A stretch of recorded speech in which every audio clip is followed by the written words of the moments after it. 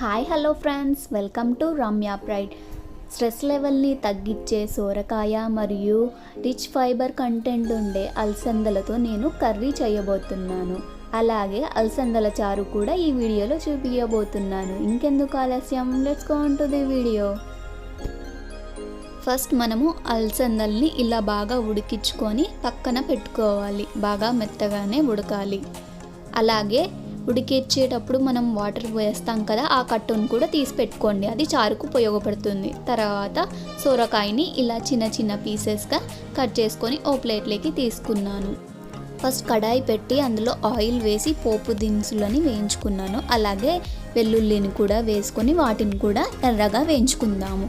తర్వాత ఇందులో మనం తొరిగి పెట్టుకున్న సొరకాయని కూడా వేసేస్తున్నాను. అందులో కొంచెము పసుపును కూడా నేను యాడ్ చేస్తున్నాను.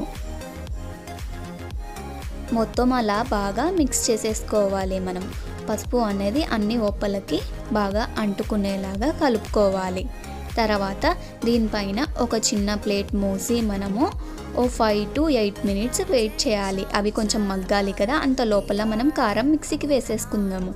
ఫస్ట్ మిక్సీ జార్లో నేను కొన్ని పచ్చిమిర్చి, అలాగే అందులో కొంచెం ఉప్పు యాడ్ చేశాను.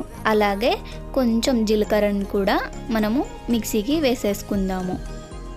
అలా ఆ పేస్ట్ని పక్కకు పెట్టేసుకుందాము. ఇప్పుడు సొరకాయ మగ్గిందో లేదో చూద్దాము. మనకి 80% సొరకాయ అనేది మగ్గింది. ఇప్పుడు ఇంకో 2 minutes ప్లేట్ మూసి మనం మగ్గించుకుందాము సొరకాయని. అంత లోపల మనం అలసందల్ని ఓ ప్లేట్లోకి తీసుకొని ఇందులో మిక్స్ చేసేద్దాము.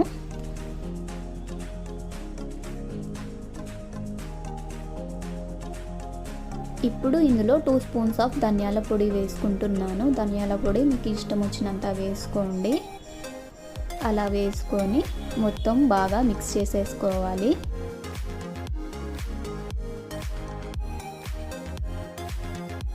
ముందుగానే మిక్సీకి వేసుకున్న పచ్చికారాన్ని ఇందులో వేస్తున్నాను. వేసి బాగా మిక్స్ చేసేసుకోవాలి మనము. అలా బాగా మిక్స్ అయ్యాక ఇందులో నేను తగినంత నూనె పొడిని వేస్తున్నాను. మీకు ఇష్టం ఉంటే పచ్చి కొబ్బరి కూడా వేసుకోవచ్చు, కానీ నేను ఇక్కడ మాత్రం నూనె పొడిని యూజ్ చేస్తున్నాను. అలా తగినంత వేసుకొని బాగా మిక్స్ చేసేసుకుందాము. ఓ 2 minutes దాకా ఇది మగ్గాలి. మనకి పచ్చికారం అనేది మగ్గాలి కదా, అందుకే ఓ 2 minutes మరి ప్లేట్ మూసేద్దాము. తర్వాత మనం కొత్తిమీర, కరివేపాకుతో గార్నిష్ చేసేసుకుందాము. సో మన సొరకాయ అలసందల కర్రీ అనేది రెడీ అయిపోయింది. చపాతీస్, పుల్కాస్, రోటీస్, రైస్ ఐటమ్స్కి చాలా బాగుంటుంది. ఒకసారి ట్రై చేసి చూడండి. టేస్ట్ ఎలా ఉందో మీకే అర్థమవుతుంది. హెల్త్కి చాలా మంచిది ఇది. ఇప్పుడు అలసందల చారు ఎలా చేసుకోవాలో చూపిస్తాను. వీటిని సూప్ లాగా కూడా తీసుకోవచ్చు. ఇది కూడా హెల్త్కి చాలా మంచిది, చాలా టేస్టీగా ఉంటుంది. మనం ఎక్కువ పండగలకు చేసుకుంటాం కదా ఈ అలసందల చారు. అలసందల చారు కోసం మనం ఫస్ట్గానే అలసందలని ఇలా ఉడికించుకొని పక్కన పెట్టుకోవాలి. అలాగే కట్టును కూడా తీసుకొని పెట్టుకోవాలి. కట్టు అంటే ఉడికించడం నీళ్ళు వేస్తాం కదా, అలసందలు ఉడికినాక ఆ వాటర్ని ఫిల్టర్ సపరేట్ చేసేసుకోవాలి. దాన్ని కట్టు అంటారు. ఇది కూడా మీ అందరికి తెలుసు, కానీ ఒకసారి ఎక్స్ప్లెయిన్ చేస్తున్నాను. తర్వాత మనము మిక్సీ జార్లోకి పచ్చిమిర్చిని తీసుకున్నాం. అందులో కొంచెం ఉప్పు, అలాగే కొంచెం జీలకర్రని కూడా వేసేసుకుందాము. ఓ 5-6 వెల్లుల్లి రెవ్వల్ని కూడా వేసుకుందాము. అలాగే కొన్ని ఉడికిచ్చి పెట్టిన అలసందల్ని కూడా మిక్సీలో వేసేసుకుందాము. వీటిని బరకగా మిక్సీకి వేసుకుందాము. మరీ మెత్తగా అవసరం లేదు, కొంచెం అక్కడక్కడ చిన్న చిన్న పీసెస్ లాగా ఉండాలి. చారు తింటున్నప్పుడు మధ్యలో అలసందలు మనకి పంటికి తగిలితే ఆహా, ఆ టేస్టే వేరప్ప. అలా వాటర్ వేసుకొని మిక్సీకి వేసేసుకుందాము. ఇప్పుడు అలసందల కట్టు ఓ కడాయిలోకి తీసుకొని పొయ్యి మీద ముట్టించుకుందాము. మనకి ఈ కట్టు అనేది కొంచెం వేడిగా అవ్వగానే ఇందులో ఓ స్పూన్ నేను పసుపును వేస్తున్నాను.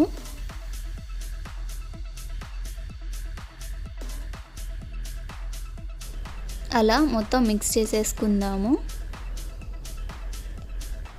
ఎలాంటి ఉండలు లేకుండా బాగా కలుపుకోవాలి.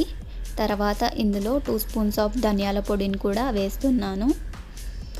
ఇష్టం ఉంటే జీలకర్ర పొడిని కూడా వేసుకోండి. ఇవి కొంచెం బాయిల్ కావాలి మనకి. సో అంత లోపల మనము ముందుగానే చింతపండుని నానబెట్టుకొని ఇలా రసం చేసుకొని పెట్టుకున్నాను. మనకి బాయిల్ అయ్యింది అది. అందులో ఇప్పుడు ఈ రసాన్ని కలిపేస్తున్నాను. ఈ మిశ్రమాన్ని ఒకసారి బాగా కలిపేసుకుందాము. తర్వాత ముందుగానే మిక్సీకి వేసుకొని పెట్టుకున్న అలసందలు, పచ్చిమిర్చి, వెల్లుల్లి ఈ మిశ్రమాన్ని మొత్తము ఇందులో యాడ్ చేసేసాను. యాడ్ చేసి బాగా కలుపుకోవాలి. ఆ మిక్సీకి వేసుకునేది మొత్తం వాటర్కి అంటుకోవాలి, లేదు అంటే ఉండలు ఉండలు ఉండిపోతుంది. సో అందుకే బాగా కలిసేలాగా కలుపుకోండి ఓ 2 మినిట్స్ దాకా. ఇప్పుడు 5 మినిట్స్ వేడి చేసుకుందాము చారుని. ప్లేట్ మూసి బాగా బాయిల్ అయితేనే మనకి మంచి టేస్ట్ వస్తుంది. అలాగే కొన్ని అలసందల్ని కూడా ఇంకొంచెం వేసుకుంటున్నాను, ఇంకొంచెం టేస్టీగా ఉండడానికి. అలాగే కొంచెం కరివేపాకును కూడా వేసాను. అలా 5 to 10 మినిట్స్ మనం ఉడికించుకున్నాము. ఇప్పుడు ఇందులో 2 స్పూన్స్ ఆఫ్ బెల్లాన్ని వేస్తున్నాను. బెల్లం మీరు స్వీట్నెస్ ఎక్కువ తింటే ఎక్కువ వేసుకోండి, లేదు అంటే కొంచెమే వేసుకోండి, సరిపోతుంది. మళ్ళీ ఇంకో 5 మినిట్స్ మనం దీన్ని బాగా ఉడికించుకుందాము. మనకి బాగా ఉడికితేనే మంచి టేస్ట్, చింతపండు రసం, బెల్లం అనేది బాగా అంటుకుంటుంది.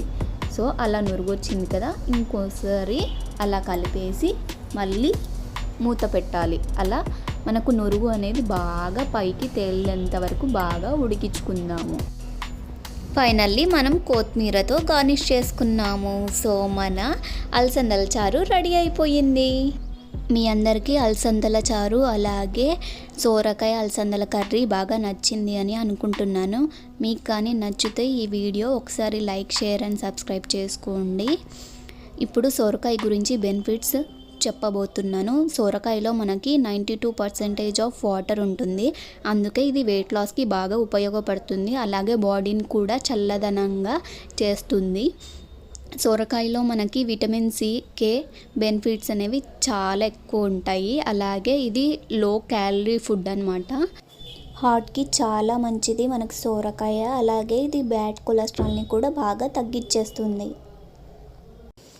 ఎలాంటి స్ట్రెస్ లెవెల్స్నైనా చాలా ఈజీగా తగ్గించేస్తుంది. అలాగే షుగర్ని కూడా బాగా కంట్రోల్ చేస్తుంది. గ్లూకోజ్ లెవెల్స్ ఏమి ఇంక్రీజ్ కాకుండా.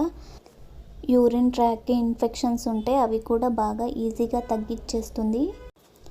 కాన్స్టిపేషన్ ప్రాబ్లం ఉన్నా, డయేరియా ప్రాబ్లం ఉన్నా వాటికి కూడా సోరకాయ వాడడం, ఎక్కువ తీసుకోవడం వల్ల ఆ ప్రాబ్లమ్స్ కూడా చాలా ఈజీగా సాల్వ్ అయిపోతాయి.